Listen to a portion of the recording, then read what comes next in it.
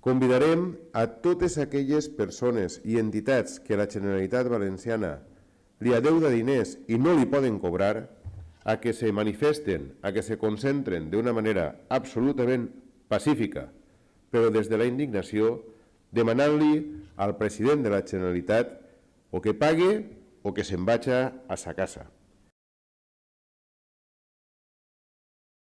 President, paga aquello que debes, porque una persona que no paga, un malpagante, un moroso, no tiene legitimidad moral para ser el primero de los valencianos y dirigir esta comunidad. No tiene legitimidad moral para exigir a los ciudadanos que cumplan cuando él es el primer incumplidor.